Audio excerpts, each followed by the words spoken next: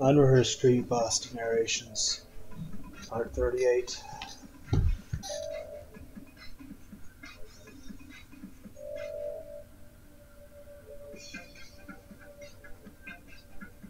Yes, we're waiting for my phone to load.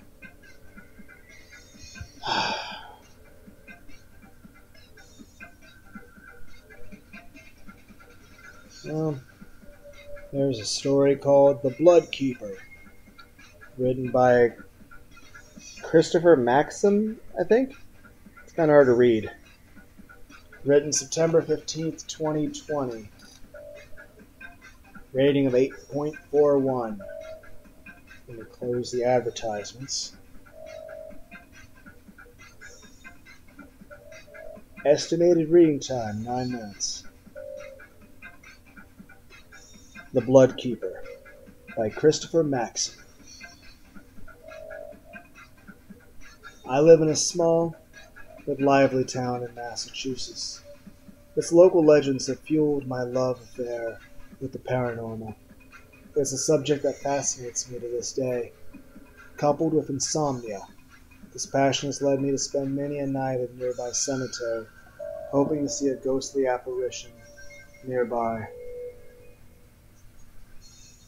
while walking through to pass the time. These outings were unfruitful, void of all activity, supernatural or otherwise. My dream of stealing a glimpse at what comes after eventually subsided. I continued to visit the graves. It was a place where I could collect my thoughts when sleep eluded me. One night, however, something changed. It was a dark spring evening. I was bored, couldn't sleep, and felt the need to do something outdoors, in the cool night air. As it so often did, the local graveyard called out to me. I obliged, unable to resist the allure of its calming nature. Sometimes, I was even tempted to set up camp there and sleep amongst the dead, knowing this would be frowned upon and perhaps morbid. I settled for my walks. They were enough to make me at least somewhat weary by night's end. After a couple of hours there, I decided on one last stroll along the headstones, and then attempt to become tired before heading home. Upon starting my walk, I noticed something. There was a light in the groundskeeper's shack. It wasn't like him to be working so late. This wasn't completely out of the ordinary until you factored in the large gaping hole nearby, big enough for several caskets. It was a miracle I hadn't fallen into it earlier in the night. Curious as to what the old man was up to, I crept over to the shack, making my way to the busted window on its side. What I saw was strange. Inside were 9 men wearing tattered blue shrouds, partaking in a makeshift feast. The main course was an oily red stew with a horrific smell that permeated the shack's walls and ventured up my nasal passages, tempting me to gag. The men winced when putting it to their lips, save for 3, a tall man at the end of the table, and the 2 who sat beside him. When the feast was over,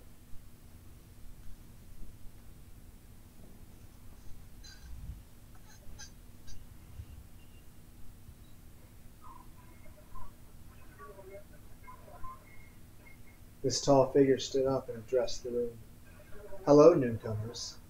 I hope dinner has been to your liking." He spoke with a firm voice. It resonated throughout the shack and beckoned even me to listen. Now that our bellies are full, Elijah will explain the rules of your impending trial. I listened closely. It seemed the men in the shack were part of a collective known as the Bloodlights. The trial the tall man spoke of was something akin to a medieval gladiator sport used to initiate new members. I listened on as Elijah divulged the game's inner workings, fearful but curious.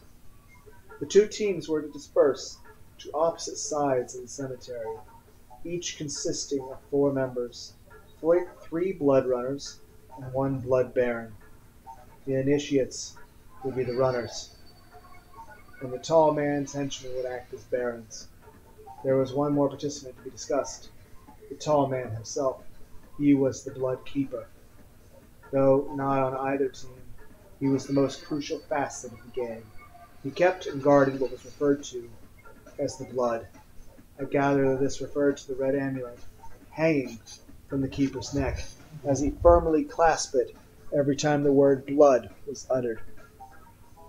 The job of the runners was to retrieve the blood from the keeper. The barons acted as the council, overseeing each team, helping where needed.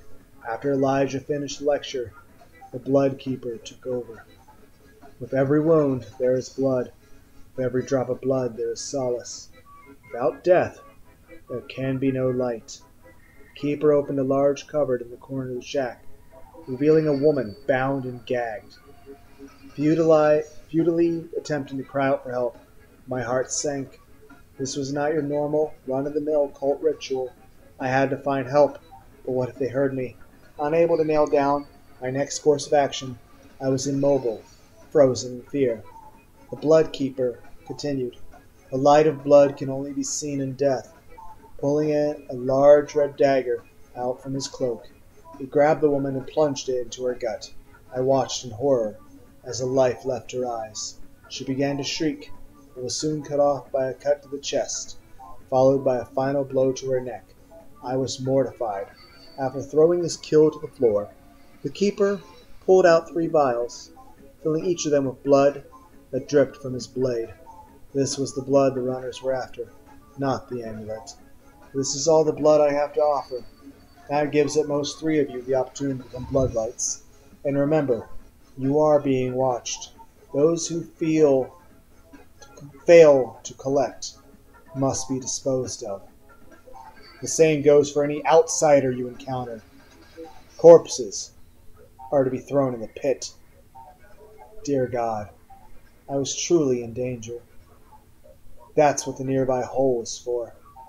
The perfect hiding spot for a mass grave. You must stop at nothing to obtain one of these vials. All others will be sacrificed. Your thirst for blood must be as strong as your will to live. The men exited the shack to begin the trial. I scurried silently to the wooded part of the graveyard and hid behind a large tree, not wanting to end up with the poor woman. I just needed an opening to escape without being noticed. Glancing out at the cemetery, I saw a runner knelt before a grave, eyes closed. I assumed this was a requirement before the game commenced. A perfect chance for me to make a run for it. Let the trial begin! The blood keeper's voice echoed through the trees before I could take even a single step toward safety. My survival still hung in the balance. Using a moonlit pool of water by my feet as a reflective surface, I watched as Elijah and the 3 runners strategized just 10 yards from my position. My heart was pounding so hard I was worried they would hear it, between the beating in my chest and the conspiring whispers that filled the forest. My ears were consumed with the unsettling symphony of torture. Just when I couldn't bear another moment,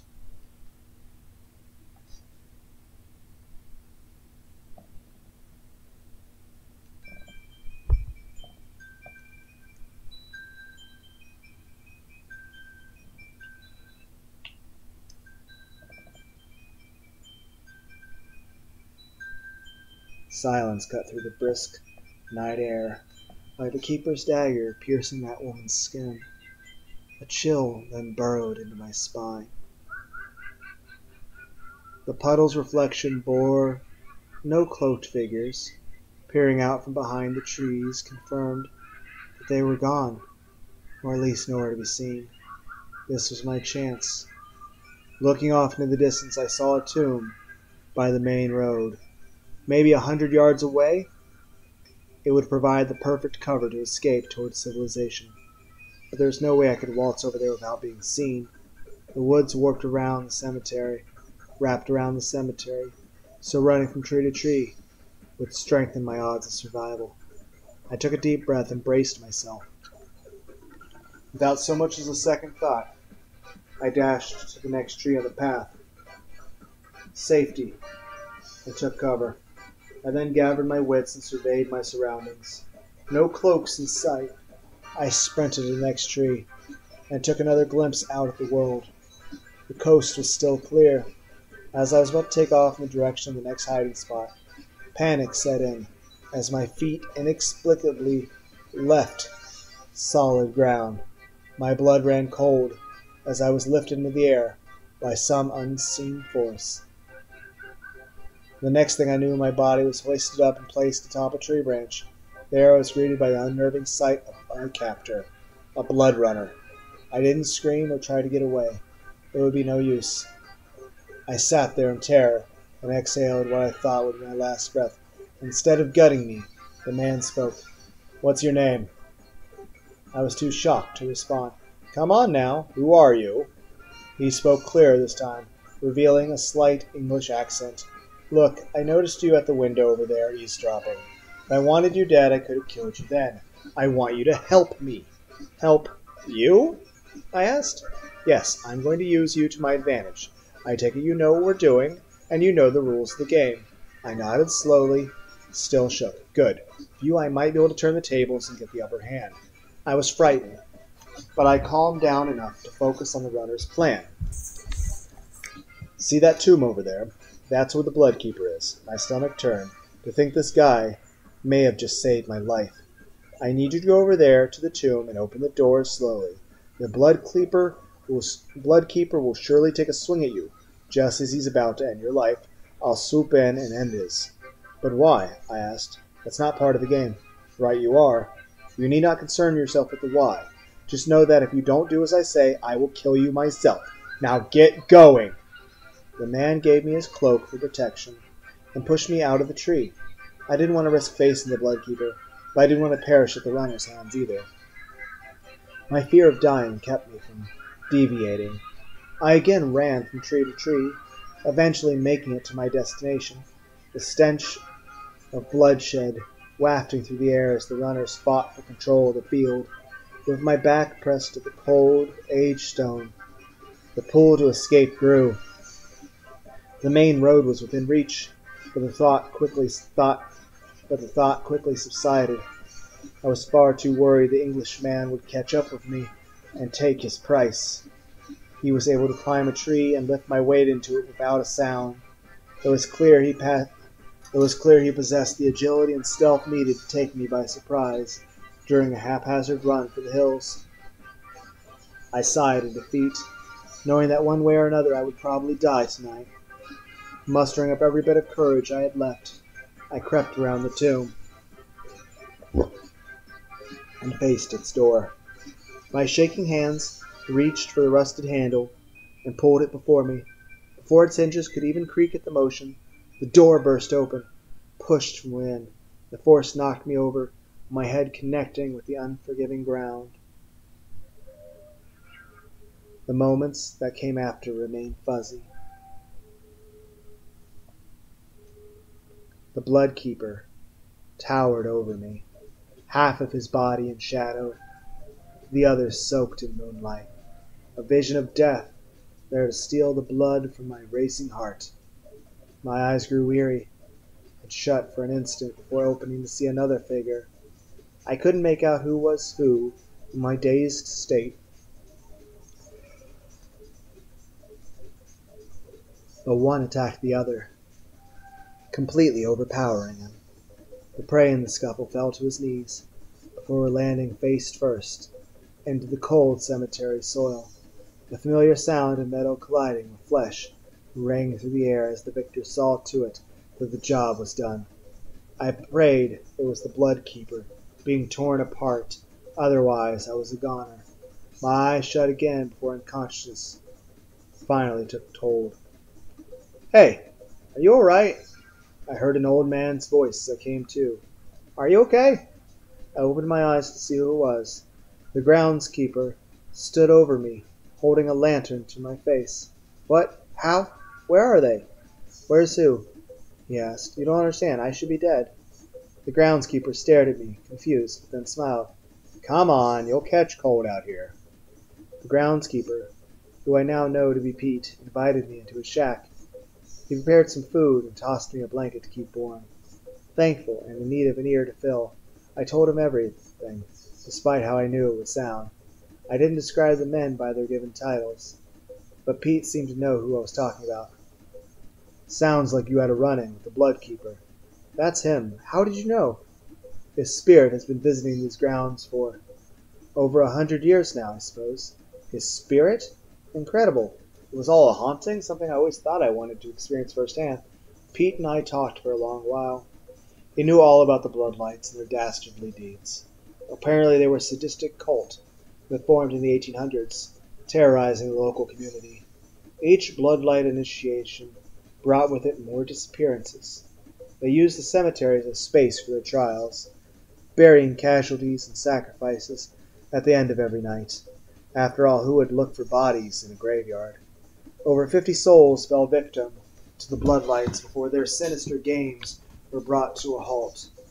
During their last outing, an Englishman infiltrated their ranks and killed the Blood Keeper, avenging the death of his wife, who had been murdered during one of their trials.